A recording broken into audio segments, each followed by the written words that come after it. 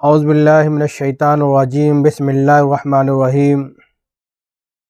ख़वातीन व हज़रात, अज़ीज़ तलबा और तालिबात, छात्र एवं छात्राएँ, आपका हमारे इस यूट्यूब चैनल परवाज़ दक्कन पर इस्तक़बाल है।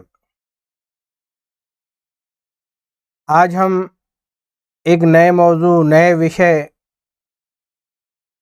को लेकर के आपके सामने आ रहे हैं, जिसका नाम है परीक्षा पे चर्चा। आपको मालूम होना चाहिए कि इस मौजू पे हमारे वज़ीर आज़म जनाब नरेंद्र मोदी साहब भी गुफ्तगू करते थे बच्चियों से। तो हमने सोचा कि क्यों ना हम भी अपने बच्चों को इस मौजू से मुताल्लिक मालूमात फ़राहम कराएं। तेलंगाना में मुख्तलिफ़ तरह के इम्तिहानात इस वक्त हो रहे हैं। तो किसी भी यूनिवर्सिटी के हों, उस्मानिया के हों, अम्बेडकर के हों, मौलाना आज़ाद के हों, पालमुरू के हों, तेलंगाना के हों, तेलंगाना के अंदर जितनी भी यूनिवर्सिटियां हैं तमाम में फ़र्स्ट, थर्ड और फिफ्थ सेमेस्टर के इम्तिहानात हो रहे हैं या होने वाले हैं। तो हमने सोचा कि क्यों ना बच्चों से मुखातब हुआ जाए, क्योंकि छोटी छोटी गलतियां कभी कभी बहुत बड़ी गलतियां हो जाती हैं, जिसकी भरपाई मुश्किल नहीं, जिसका अज़ाला मुमकिन नहीं। तो आइए हम आपको बताते हैं कि किस तरीक़े से हमें इस मुश्किल घड़ी को पार करना है, इस मुश्किल वक्त को आसानी के साथ गुजारना है। सबसे पहले तो मैं ये बता दूं कि उस्मानिया यूनिवर्सिटी के जो हॉल टिकट हैं वो 1 या 2 दिन पहले ही वेबसाइट पर अपलोड होते हैं।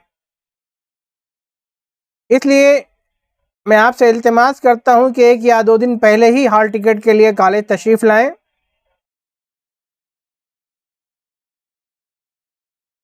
और हॉल टिकट पर एक फ़ोटो पेस्ट करना होता है, जिस पर प्रिंसिपल की स्टैंप लगती है। तो तमाम तलबा और तालिबात एवं छात्र एवं छात्राओं से मेरा अनुरोध है, मेरी गुजारिश है कि आप हॉल टिकट जब भी लेने के लिए आएँ, अपने साथ एक फ़ोटो ज़रूर लेकर के आएँ। हॉल टिकट एक दिन पहले ले लें। पिछले एग्ज़ाम में एक बच्ची के साथ एक छोटा सा सानिया पेश आया।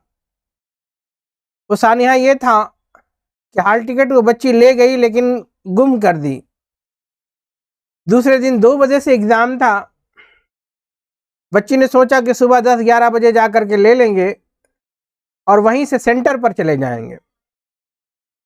जब वो बच्ची कॉलेज आई तो चूंकि कॉलेज में सुबह के वक्त में कोई इम्तिहान चल रहा होगा, सारा स्टाफ, सारा अमला उस इम्तिहान की तैयारी में लगा हुआ होगा, उस वक्त आपका हॉल टिकट निकाल पाना मुश्किल होता है। पिछली बार ऐसा ही हुआ एक बच्ची के साथ। मेरे पास आई, लेकिन चूंकि मेरे पास इतने काम थे जिसकी वजह से मैं फ़ौरन निकाल नहीं सका और मैंने ऑफिस वालों के पास भेजा। ऑफिस वाले भी कोई खाली नहीं थे। जब मुझे वक्त मिला तो मैंने उस वक्त वेबसाइट से उसका हॉल टिकट डाउनलोड करना चाहा, लेकिन उस वक्त सर्वर डाउन था, वेबसाइट ओपन नहीं हो रही थी, सर्वर एरर बता रहा था। बहुत कोशिश करने के बावजूद भी वो हॉल टिकट नहीं आ पा रहा था। जिस तरह से वक्त गुजरता जा रहा था उस तरीके से बच्ची का चेहरा मुतगय्यर होता जा रहा था, चेहरे की कैफियत बदलती जा रही थी। आखिर में, और उसका सेंटर भी बहुत दूर था। काफ़ी मेहनत मशक्क़त के बाद फिर मैंने जो है डाउनलोड हिस्ट्री में जा कर के किसी तरीके से हॉल टिकट को सर्च किया और आखिर में वो हॉल टिकट निकल सका। तो तमाम तलबा से ये गुजारिश है कि आप इस उम्मीद पे ना रहें कि सुबह के वक्त जाकर के हॉल टिकट लेके सेंटर पे चले जाएंगे, क्योंकि उस वक्त मसला पेश आ सकता है, उस वक्त मुश्किलात पेश आ सकती है, कोई वक्त हो सकता है, लाइट जा सकती है, इंटरनेट जा सकता है। तो मेरी गुजारिश है कि आप लोग हॉल टिकट एक दिन पहले ले लें, सेंटर पर जो है एग्ज़ाम के दिन से पहले एक बार हो आए, क्योंकि मुझे दूरी का अंदाज़ा नहीं होता। लेट होने के बाद एग्ज़ाम हॉल में हम इंटर नहीं कर पाते। हमारा अपना कॉलेज नहीं होता है जहाँ पर हमदर्दियाँ हों, जहाँ पर मोहब्बतें हों। दूसरे कॉलेज होते हैं। दूसरे कॉलेज के बच्चों को दुश्मन की नज़र से देखता है। तो ज़रूरत इस बात की है कि हमें इस पर अमल करना चाहिए और अपने साथ नकल वाली कोई भी चीज़ नहीं लेके जाना चाहिए। इसका असर ये होता है कि आप दूसरे पूरे इम्तिहानात नहीं लिख सकते हैं। आपका हॉल टिकट ले लिया जाएगा। उस वक्त आपके साथ मसले हो सकते हैं, आपके साथ मसाइल हो सकते हैं, आपका इम्तिहान छूट सकता है। और फिर यूनिवर्सिटी के बाद में जो फैसला आएगा वो 2 साल के लिए डिबार करता है या 3 साल के लिए करता है या 1 साल के लिए करता है या सिर्फ काउंसलिंग करके छोड़ देता है, वो यूनिवर्सिटी का अपना अख्तियार होता है। तो हम आपको ये बताना चाह रहे हैं कि आप इस तरह की किसी भी दिक्कत में ना पड़ें, इस तरह के किसी भी मसले में ना उलझें, इस तरह के किसी मसाइल में ना गिरें और इस तरह की चीज़ें ना करें। दूसरी चीज़, जब हमें पेपर मिलता है तो सबसे पहले अपने हॉल टिकट पर जो कोड होता है क्वेश्चन पेपर का, आपका जो स्टिकर है, बार कोड स्टिकर दिया जाता है जिस पे आपका नाम, आपका कोर्स, आपका डिटेल, आपका रोल नंबर, तमाम चीज़ें होती हैं। उस पे आपके क्वेश्चन पेपर का कोड दिया होता है।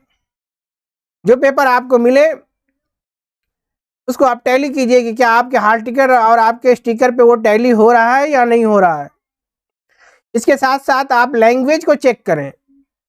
आपका उर्दू में मिलना था, अंग्रेज़ी में मिल गया, तेलुगु में मिलना था, अंग्रेज़ी में मिल गया। आप उन्हीं पेपरों को मांगें और हॉल टिकट मिलने के बाद हॉल टिकट को चेक भी करें। पता चला कि आपको हॉल टिकट मिला, आपका सेकंड लैंग्वेज उर्दू है लेकिन उसमें अरबी आ गया, वो आप ही की गलती है क्योंकि आपने पहले चेक नहीं किया।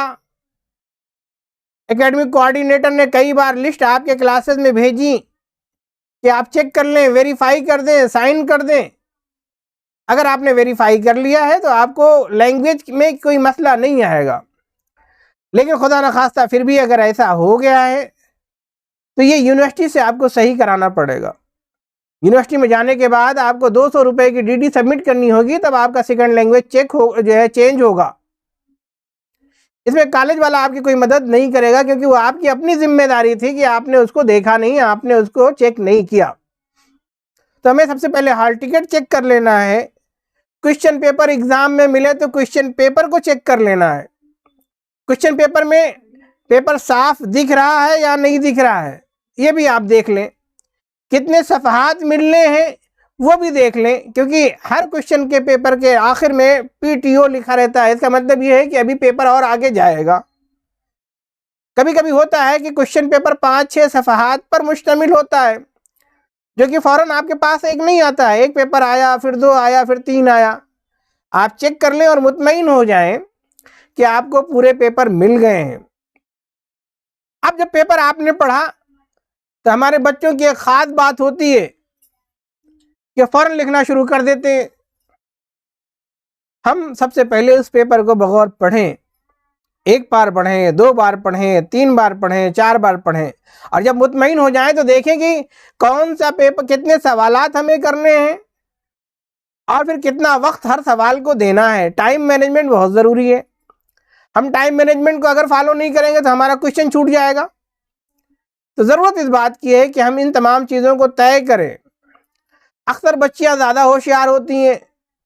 पेपर मिला, देखा कि सारे सवालात एकदम इजी हैं, आ रहे हैं, तो जितना पूछा गया उसके अलावा भी पूरे सवाल कर देते। तो मेरी आपसे दरख्वास्त है कि आप ऐसे सवाल एकदम ना करें, क्योंकि मैं भी चेक करने के लिए जाता हूँ तो मुझे बहुत गुस्सा आता है, झुंझलाहट होती है कि ये क्या कर दिया। सारे सवालात को चेक करना पड़ेगा, उसके मार्क्स देने पड़ेंगे। तो गुस्से में आकर के वो जिन सवाल पे कम मार्क्स मिला वो पोस्ट कर देगा, बाकी सवालों के जवाब के सामने एक्स्ट्रा लिख देगा। तो आप एक्स्ट्रा कोई भी सवाल ना करें।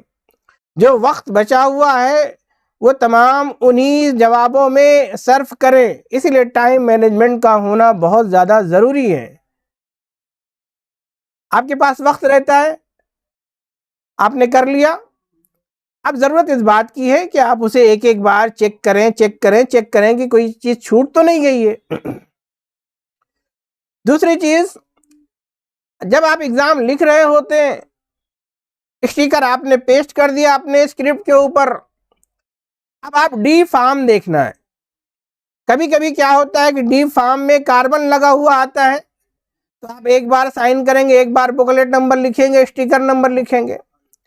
कुछ कॉलेज में होता है कि एक साथ 2 डी फार्म दे देते हैं, कार्बन नहीं लगाते हैं। ऐसी सिचुएशन में आपको दोनों डी फार्म पे सिग्नेचर करना है।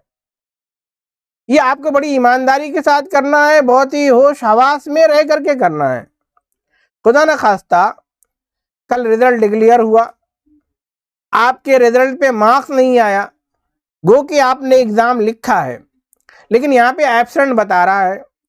उस वक्त आप अपने उसी सेंटर पे जाएंगे और वहाँ से डी फार्म मांगेंगे कि हमें डी फार्म की ज़ेरॉक्स कॉपी दीजिए, हमारा एब्सेंट आया है। वहाँ का एग्जामिनेशन ब्रांच का जो इंचार्ज होगा उसकी एक कॉपी आपको फराहम कर देगा। आप यूनिवर्सिटी में जाके अप्लाई करेंगे तो आपकी गलती को सुधार लिया जाएगा। लेकिन आपने डी फार्म पे साइन ही नहीं की, या रह गया, या एक पे किया दूसरे पे नहीं किया, तो उसका एक नुकसान ये होगा कि जिस एक पे किया था वो यूनिवर्सिटी चली गई और जो कार्बन कॉपी थी, जो डुप्लीकेट कॉपी थी, वो कॉलेज में रह गई, जिस पे आपके दस्तखत मिलेंगे नहीं। तो हमें इन तमाम चीज़ों को बगौर देखना है, क्योंकि और बहुत सुकून रहना है, क्योंकि एक दो सवाल अगर आपके गलत हो रहे हैं तो आप जज्बात में ना आ जाएं, आप हवलदिल ना हो जाएं, आप परेशानियों में मुब्तला ना हो जाएं। इसका असर ये होगा कि आपके जो 2-3 सवाल जो सही होने वाले हैं वो भी ख़राब हो जाएंगे। सपोज अगर आपको लगता है कि क्वेश्चन पेपर में कुछ सवालात ऐसे हैं जो आपको नहीं आ रहे हैं, तो मेरी आपसे दरख्वास्त है कि आप सवालात को खाली ना छोड़ें, सवाल का जवाब नंबर लिखें और अपनी मालूमात के मुआफिक जो कुछ भी आपको समझ में आ रहा है उसे लिखें। क्योंकि खाली छोड़ने पे एग्ज़ामिनर जो है, जो मुम्तहिन है, वो उस पर कोई मार्क्स नहीं दे सकता। कुछ लिखा है तो हो सकता है कि 1-2 मार्क डाल दे, 3 मार्क डाल दे। तो इस तरह से अगर हम इम्तिहान देंगे तो मैं समझता हूँ कि बड़ी आसानी के साथ ये मरहला हल हो जाएगा।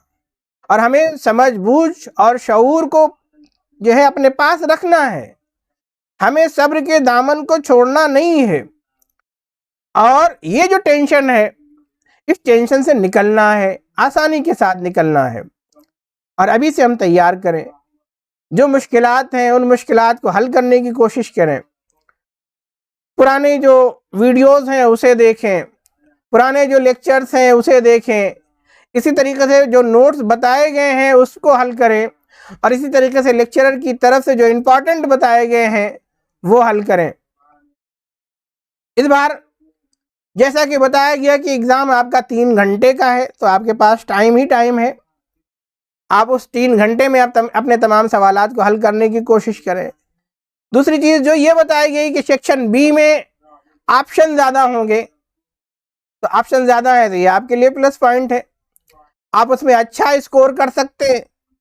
तो हमें चाहिए कि हम इस तरह से तमाम बारीकियों पर नज़र रखते हुए तमाम चीज़ों को हल करने की कोशिश करें।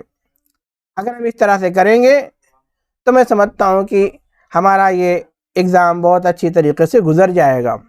मेरा ये पैगाम ख़ासकर उन तमाम तलबा और तालबात, छात्र एवं छात्राओं के लिए है जो पहली बार डिग्री के एग्ज़ाम में बैठ रहे हैं, ख़ासकर फर्स्ट सेमेस्टर वाले।